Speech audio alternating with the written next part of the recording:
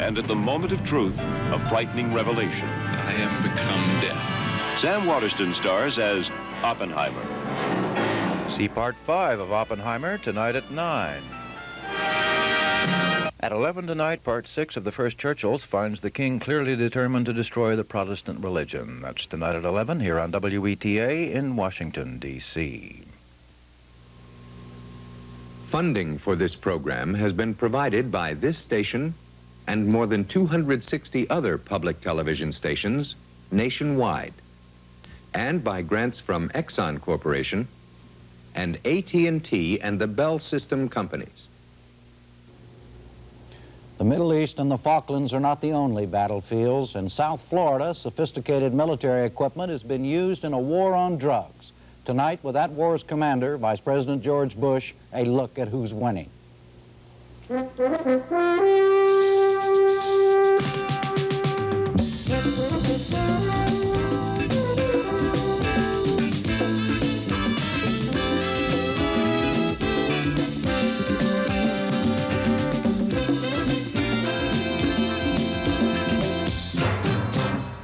Good evening. They've been killing people, robbing and otherwise abusing them at a higher rate in South Florida than anywhere else in the country. Miami specifically has the highest murder rate in the nation, according to the latest available figures, and it ranks #1 on the FBI's list of cities with the worst overall crime problem. Two other South Florida cities, West Palm Beach and Fort Lauderdale, are also in the top 10. There are a variety of reasons for South Florida's lawlessness, but foremost among them is drugs. Government officials estimate 75% of all illegal drugs coming into the United States enter through South Florida, a $70 billion illicit industry that has triggered the unprecedented level of murder and other mayhem. In January, the Reagan administration answered a call for help with the formation of a South Florida crime task force. Under the direction of Vice President Bush, the federal government mounted a law enforcement effort that was also unprecedented. It's resulted in some drug busts of major proportions. 2 tons of cocaine seized at the Miami airport in March. 1.25 million tons of marijuana picked off ships by the Coast Guard. And just last Friday, the FBI in Miami nabbed $65 million worth of the drug methaqualone. But has it all had a real impact on the nation's drug problem and on South Florida's crime problem? That's what we ask tonight. Robert MacNeil is off. Charlene Hunter-Gauld is in New York. Charlene? Jim, they jokingly refer to themselves as the Bush League, but there's nothing Bush League about the makeup of the South Florida Crime Task Force. Indeed, the task force is a cabinet-level group consisting of the Secretaries of State, Defense, Treasury, Health and Human Services, Transportation, the Attorney General, and Presidential Counselor Ed Meese. On the ground in Florida, that unprecedented law enforcement effort consists of some 350 agents from a variety of agencies, including the FBI, the Drug Enforcement Administration, the Army, the Navy, the Coast Guard, Customs, as well as local law enforcement officials. The task force has taken the highly unusual step of involving the military, the Navy with its Hawkeye surveillance planes, Army Cobra helicopters, and an airship called the Sikh Skyhook, nicknamed Fat Albert. Among the goals of the task force are stopping the drug trafficking, controlling the illegal alien problem, and cracking down on violent crime. For more details on its mission and its record to date, we go back to Washington and the man in charge. Jim? That man is the Vice President, George Bush. He's with us tonight for a separate interview from the old Executive Office building next to the White House. Mr. Vice President, welcome, sir. Jim, nice to be with you, sir. What is your own assessment of how effective your task force has been thus far? Well, I think we've done a good job, and I think that we have reduced the flow of drugs from a torrent to a trickle. Now, I'm not sitting here telling you that we've solved the problem, but through a coordinated effort, agencies working together instead of in conflict, a massive effort, I believe it's fair to say that we have slowed the inflow of drugs into Miami. 80% of the cocaine and marijuana coming into this country, coming in through Miami, slowed it to a trickle. But we haven't solved the problem at its source. We're working hard on that. We haven't solved the white-collar crime aspects. We're working on that. Banks that launder money, for example. We're just beginning, but we've made a very, very good start, and we've given hope where there was despair. Some have suggested, Mr. Vice President, that while you have stopped it coming into Miami, that the smugglers have merely gone to other ports of entry in the United States. What's the record look like to you on that? Well, that is not the evidence that all these federal agencies who are on the alert for that kind of movement are coming up with. That isn't to say that some haven't been diverted. I'm sure it has. But the flow, the massive torrent I'm talking about, hasn't just gone, instead of going into Miami, to other places. That there's some flights being diverted, we know that. In fact, we've, through a great cooperative intelligence effort, have been able to intercept some in faraway places. But I don't think it's right to say that that 80% is still flowing in, but flowing in through different ports. In fact, the evidence does not support that. What kind of dent, if any, have you made in the crime rate in South Florida, the violent crimes, murders, things like that? There's been some progress. Again, it's hard to quantify that kind of thing. The violent crime, you're going to have people on this program who are experts in that, and I'll let them talk. The Miami Citizens Against Crime, a civic group, incidentally doing a fantastic job there, can give you some figures and give you a much better grassroots feel than I. We're told we've helped on that, but again, I can't give you a statistic. How long is this task force prepared to stay in action in Florida? Well, I'm a great believer in task forces going out of business, and always been a little worried about those that stay in business. I've been involved with a couple of others, still am, as a matter of fact. But I think it's hard to say. We recognize that our job really is just beginning, because some aspects of it, the flow of drugs right now, is down to a trickle. But there's a lot of problems, white-collar laundering of this insidious, filthy money that's being made on drugs. We haven't beaten that problem by a long shot. So we're going to stay in business as long as we feel we are accomplishing something. The task force itself could go out of business, and we could still have a great cooperative effort in Miami, but we're not prepared to go out of business yet. How much is this effort costing, Mr. Vice President? I can't give you an exact figure, because a lot of these resources are resources that were on the federal payroll that are being brought to bear on the problem, but it's a lot of money. We're talking about a lot of money to have a cooperative effort between the Navy, the Coast Guard, the Air Force, plus these civilian agencies. So we're talking about big dollars, but it's worth it. If we can offer the city of Miami some hope and say to kids, families, look, your kids are not going to be subjected to this insidious inflow of drugs, it's worth it, whatever the price tag. But I'm not ducking your question, Jim, I just don't know what the number is. Is it, my question is leading up to this question, is it new money, is it new resources that have been put into the general anti-drug, anti-crime effort, or has it been a diversion of, say, agents and other resources that say we're at work in New York City or we're at work in other parts of the country and have just been shifted to Miami? It's a combination with a lot of emphasis on shifting. Let me give you one example. There's some federal judges, and this thing is, we're getting great cooperation from the Chief Justice of the United States Supreme Court, Justice Berger, the Chief. He's gone out to judges and said, look, we got a backlog on cases. Can you help us? Now, as they go and their expenses are paid in Miami as opposed to their living at home in Boston, for example, there's some additional expense money for the U.S. government. But those judges are just going the extra mile, doing the extra work. It's both. It's both some new appropriation, but also a reassignment of a lot of existing resource. Mr. Vice President, some have suggested, as I'm sure you're aware, that you're going about this thing the whole way, the wrong way, that the real problem is to reduce demand, not supply, that if the demand is there in this country, there will always be a supply. What are your thoughts about that? Well, I think through educational programs, we can do more. And I think there are some fine volunteer educational programs going on. Mrs. Reagan, keenly interested in this facet, this side of the program. The task force isn't charged with that, but I would agree.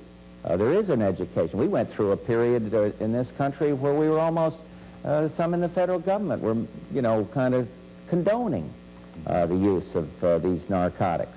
And we went through a period of kind of, well, you have to explain, understand. Vietnam was so traumatic that you have to understand when these nice kids want to be out there on cocaine. We still condone the use of cocaine. It's kind of an elite, in thing to do in some areas. Kind of giggle about it, laugh about it, sell expensive silver paraphernalia about it.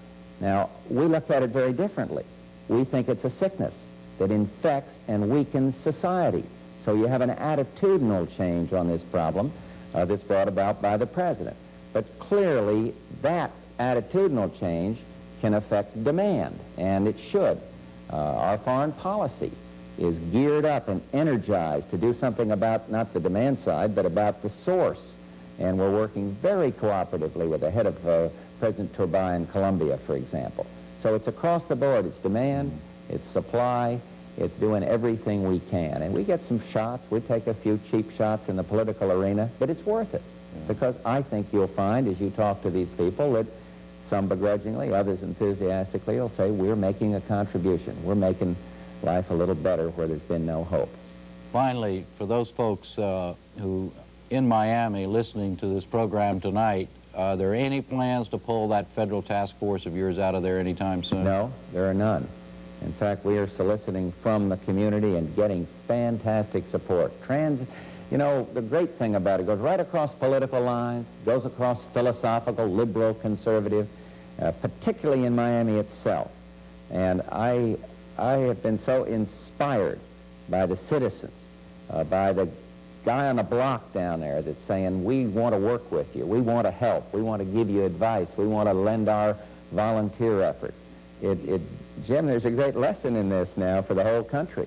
And I'm not sitting here arrogantly saying we've done it all, but we sure have made a beginning, and it's great work. I feel very inspired by the cooperation we've gotten. Mr. Vice President, thank you so much for being with us tonight, and good night. Thanks for this opportunity. Thank you. Charlene?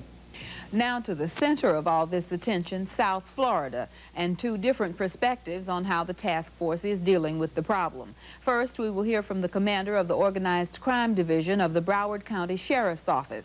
He is Nicholas Navarro, a 24-year law enforcement veteran and former federal narcotics agent. Mr. Navarro, what do you think of this approach we've just heard described by the Vice President to the drug problems in Miami? Charlene, I think the best news I just heard is Vice President say that the task force might be staying down here for a longer period of time than we all thought it would be. I feel it's a flicker of light at the end of the tunnel. We need a very concerted effort in order to eradicate this tremendous problem that has been affecting us for so many, many years. I feel extremely strong against the narcotic situation. Well, were you concerned, sir, excuse me, were you concerned that the task force wasn't going to stay? That was one of my main concerns. Yes, ma'am, we have heard that. And that was the reason that I said that was such a good news. Right. Well, up to now, what impact do you think the task force has had on the drug problem specifically and on the crime problem in general? Well, I think that in a way they have created a aura of fear in certain elements down here. We hear about some elements shifting their operation to some other areas of the country. We hear about larger seizures of cocaine being made in California. We hear about larger seizures of other drugs being made in states like Louisiana, etc. We also hear about a shift of movements up the coast. However, we still hear that a lot of it is coming in. I don't think that it has disappeared yet. No one has waved the magic wand that is going to make it disappear yet. Well, two things here. The Vice President just said that based on his information, the flow of drugs into Miami had slowed down to a trickle, that indeed 80% of the drug traffic had been curtailed. You don't have, your evidence is otherwise? Well, I can't talk about percentages. We never knew really how much it was coming in here, and I cannot give you a true percentage of it. However, we still find my agents are making multi-kilo cases of cocaine out there, and we find marijuana availability by tonnage yet. So I can't say that it has disappeared, and I don't know how much has been curtailed. But your sense is that it has not slowed down to a trickle? I don't believe that a trickle is only coming in here. No, ma'am, I think there is more than that. The other thing the Vice President said was that there was no evidence to suggest that the flow of drugs had in any substantial way shifted to other parts of the country. You just said that you hear it's gone a lot of different places. Do you have any evidence to support that? Yes, ma'am. We've been reading it in the newspapers. I just saw a couple of days ago photographs of some law enforcement people in California and Los Angeles displaying a large seizure of cocaine, which they say was the largest they had ever made in there, which it, again tend to show me that some of the problem has shifted to some other areas in the country. It is a problem of national magnitude. It's not a problem only of South Florida. Mm-hmm. Are you one of those who feels there's too much emphasis on the supply side with this task force approach and not enough on the demand side? Well, the demand has also had to be looked at. We really don't have any definite programs to try to create a feeling of danger in our youth that drugs are really dangerous for them to use. I haven't seen anything in a very emphatic way being done. Therefore, I would like to see more of that. As a law enforcement officer, I feel that the dedication of the men that are devoted to the curtailing of this ever-increasing problem is excellent. However, I like to see more education and more rehabilitation throughout the country. All right, Mr. Navarro, we'll come back. We get the other perspective now from one of the business leaders whose December visit to the White House led to the formation of the task force. He is Armando Codina, an international financier. His companions on the Washington trip included the president of Eastern Airlines and the board chairman of Knight Ridder newspapers. All of them are members of the Miami Citizens Against Crime. Mr. Cardina, what exactly did you hope the task force would do? Well, we were hoping to get the attention of the federal government to the national tragedy that we had with the drug, the crime and the refugee problem in Miami. We were hoping to get some attention. We felt that we needed to address the problem at a federal, state, and local level, which Miami Citizens Against Crime has done. And we were hoping to get some action out of the executive branch, that some things that could in fact be done by executive action and have been done could be brought to bear on the problem that Miami was experiencing. All right, you heard the Vice President a few moments ago defer to you on this. Let me ask you, have they been successful in reducing crime in Miami? Charlene, I'm a private citizen involved in Miami Citizens Against Crime, so I certainly can't offer any statistics to you, but let me say this. There was an article on the Miami Herald on May 18th where it shows that crime in Miami in the last 3 months, violent crime is down significantly. The perception of the law enforcement people in Dade County is that the task force has had an impact, and from a citizen's standpoint, I can tell you that the perception in Miami is that we're getting some help, that we have some hope, that we were at one time feeling that we were waging a losing battle, and we feel that we're going to turn it around and that Miami is going to be a comeback city and turn this problem around and be part of the solution rather than part of the drug problem nationwide. You heard some of the statistics that Jim gave at the beginning of the program and discussion. There's been tremendous discussion about the murders and things like that. I mean, do you see actually that kind of thing, the murders and the robberies and the rapes and all of the things that have been associated with this drug trafficking? I mean, is there a perceptible difference in these things? I think that there has been. Certainly a perception from the community standpoint. You know, we've had several machine gunnings in Miami in the past. Since the announcement of the task force, we haven't had any such incident. And again, the statistics that we at Miami Citizens Against Crime have reviewed, and the articles that have appeared on the Miami Herald recently show that violent crime in Miami is in effect down. Are you at all concerned that once the task force leaves, Vice President said they have no intention of leaving anytime soon, but once they do leave, whenever that is, that the problem will just recur, will rear its ugly head again? Well, I hope that this is a temporary effort only to the extent that it is a temporary problem. But we have been assured and we feel that we have the commitment that the task force is going to be brought to bear as long as there is a problem in Miami. Do you have any idea, based on the kind of success they've had to date and the depth of the problem, how long it will be before you can say the problem is over and the task force can go home? Charlene, I think, you know, this is a difficult battle. You know, we're talking about an economy of billions of dollars, and I certainly don't think this problem is over by a long shot. But I think we have had a tremendous impact, and I hope that the task force will be temporary, as I said, only to the tune that the problem is temporary. But let me say that even when the task force does go back, the bulk of it, we have had some additional personnel that have been added to Miami as a byproduct of this task force, which in fact has been made a permanent positions in the DDA, etc. So we feel that overall we're in a much better position now than we were before. I see. Thank you. Jim? There have been questions raised in Congress about the South Florida effort, one of the key questioners being Congressman Leo Zaffaretti, Democrat of New York, chairman of the House Select Committee on Narcotics Abuse and Control. Congressman, how do you read the evidence as far as the effectiveness of this program in South Florida? Well, first let me say that I want to commend the task force for their operation and for the job that they've done, even though they've had limited resources to do that particular job. But my concern goes way beyond that. My concern with the administration's policy is that they're reacting to a crisis situation. And when they do it that way, by taking patrol officers and inspectors, taking Coast Guard personnel and Coast Guard cutters, and taking DEA personnel and FBI, and shifting them to one part of the country, they leave us vulnerable in pretty much all the other areas of the country. Has that in fact happened, Congressman? Absolutely, and beyond that, I'm also afraid that we may have to ask the task force to come into the New York area. We're talking about marijuana and cocaine, which is a South Florida kind of a problem. But if you look at the heroin problem, you can talk about New York, and you can talk between 50 and 60% of the heroin that comes into the United States comes into that eastern seaboard. And we can say to you that that also requires a crisis situation kind of reaction.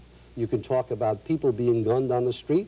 You can talk about organized crime, and you can talk about every entrepreneur and his brother that's out there to make a fast buck is out there doing just that. What we're concerned with on that select committee that I have the privilege of chairing is that even as we go forward, we have not created a strategy of effort, a strategy for priority, to give us the kind of dollars, to give us the kind of tools in order for those agencies that have the responsibility and the jurisdiction to impact on this drug problem, that kind of effort to come forth from the administration. You held some hearings recently, I understand, in New York City to evaluate specifically what arming the South Florida Task Force has done to the anti-drug situation in New York City. What'd you find out? Well, let me give you just one small example. We'll take the Coast Guard for argument's sake. We have 6 Coast Guard cutters on the eastern shore.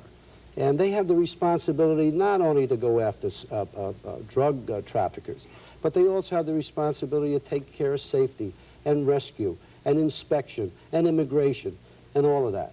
Well, they took 3 cutters and sent them down to South Florida. We only had 6. There's 2 in maintenance right now, so that leaves us with 1 cutter on the entire eastern shore to take care of all of that responsibility. Well, I say that that's the wrong way to approach this thing. And I say, too, that at a time that we're talking budget, and this is not political, because what I'm talking about, I have a bipartisan committee, and we're all sort of looking at it in the same fashion and in the same way. We're looking for those kinds of dollars that's going to have that impact on DEA, on Coast Guard, on the kinds of officers that have the responsibility. And in this very budget that we're arguing over right now, every one of those agencies have been cut. Every one of those agencies will be distressed in such a way that if, in fact, we go forward and we continue to react on a crisis situation basis, we're going to find ourselves even with less equipment, less personnel than what we had before. We have the privilege of today, for the first time, using some of the armed services for that activity. And you're in favor of that, right? I am, but not to act as policemen. I want the equipment, I want the intelligence, I want the communication to be an auxiliary to those agencies that have the responsibility. And that's all we're looking for, really. Essentially what you're saying is that the task force approach is not going to solve the drug problem in this country. No, they've done a good job down in Florida. They've had an impact on the crime situation there, and we commend that kind of activity. But if that's what it takes to create that kind of an impact, then we need it in South Florida, we need it in New York, we need it on the West Coast, we need it on the Gulf Coast. We need that kind of priority on an ongoing basis, with a kind of a strategy between the executive branch and the legislative branch that could produce that kind of effort. Thank you, Congressman. Charlene? Mr. Cardino, what do you say to that? At first, that the fact that the attention is being focused there in Miami, it's causing vulnerability in other areas. Well, I can certainly identify with what the congressman has to say in terms of getting some help in his area. But I find his comments to be rather short-sighted. 80% of the cocaine and the marijuana that comes into this country comes into the South Florida area. This is not a Miami problem. This is not a South Florida problem. This is a national tragedy. And to the extent that we get some help down here, I think that the whole nation is being helped. Excuse me, does that make you feel any better or shed a different light on it for you, Congressman? What do we do when that task force leaves? What do we do as an operation in place that can combat and have an impact on that 80% that's coming in? It may have stopped for the time being, but let me say that, as you indicated earlier, there's enough money in this that they'll find other ways of coming in, and those other ways might be in other parts of Florida. So unless we have an ongoing force to combat that, it's not short-sightedness to say, let's bring us up to standard, let's bring us up to par, so that we can combat that kind of effort. Mr. Cardino, you want to respond briefly? I think that there's been no evidence that there's been a displacement on drugs. And we feel that the drug impact of the drugs coming into South Florida has in fact slowed down tremendously. If drugs are in fact displaced, I think, Congressman, when you have a war, you send your troops where the battle place is taking place, and that battle place right now is Miami. Further, I feel that the displacement would only help us to alleviate the problem. Miami, because of its gift of geography that we've had, is the shortest route for these drug dealers to bring in the cocaine and the marijuana. If in fact they need to go around, they will need faster, they will need boats with a longer range, planes with longer range. They will be more exposed, and I think we will have a more likelihood of winning the battle, but I think that resources have to be placed today where they are being placed, and South Florida is grateful to the administration for the effort that they have put behind this task force, and we think it is a solution. Excuse me, let me just get a brief comment from Mr. Navarro before we have to say goodnight on that. In a multi-billion industry, a few more miles and a few more gallons of fuel are not going to make any difference. The problem is larger than what we think. I'm sorry, we have to leave it there. Jim? Yes, gentlemen in Miami, thank you very much. Congressman, thank you. And good night, Charlene. Good night, Jim. And we'll see you tomorrow night. I'm Jim Lehrer. Thank you and good night.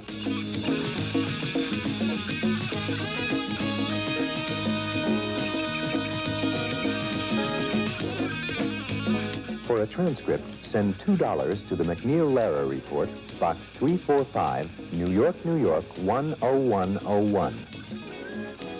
The MacNeil Lehrer Report was produced by WNET and WETA. They are solely responsible for its content. Funding for this program has been provided by this station and other public television stations, and by grants from Exxon Corporation and AT&T and the Bell System Company.